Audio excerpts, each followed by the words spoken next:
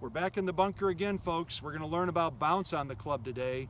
Remember, bounce is the angle of the trailing edge back here as far as relative to the club face, how much it tips down or tips up. And so the face angle is here.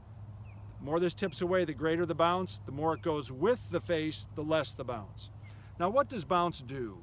Gene Sarazen is credited with what bounce was created by him. He actually welded some metal on the back of one of his wedges because he found he couldn't get out of the bunkers in the British Open. And he's the one who actually added this section to the golf club here in the back that all clubs are now designed with. And so in this case, I've got 14 degrees of bounce and 56 degrees of loft. There's two numbers on your wedges, and you should really look at that. The higher the numbers in both cases increases, so 56 is a fair amount of loft, but 60 would be greater, obviously. And 14 degrees of bounce, remember, the greater the bounce, the more the back flange tips down this way, where my hand would be going. In this case, 14 is a fair amount of bounce. Now the goal here is, if I look at it closely, square club face would be the club flat right on my hand.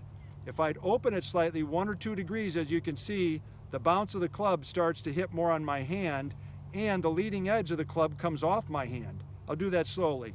There's square. As I start to open the face, the bounce of the club, this back trailing edge, is only touching my hand now and not the back. So 1 or 2 degrees open engages the bounce. If we're going to open the face, we have to aim our body now a little bit more to the left. And so my body aims left of the target. I bring the club up in front of me, and I actually turn it a degree or two open in my hands. I choke down a good 1.5 inches. The shorter the club, the better we are in the bunker. A little more vertical approach to the ball. So I've got the club face slightly open, 1, 2, 3 degrees. As an advanced player, I may go as much as 4 or 5 degrees.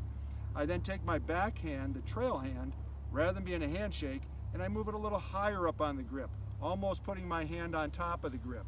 And what that does is it keeps the club face from closing over. I don't want this rotation when I'm playing a bunker shot. So I move my hand slightly higher. Take my stance, aim a little left. Face is now 1 or 2 or 3 degrees open, looking at a point behind the ball. I make a long and lazy motion through the golf shot.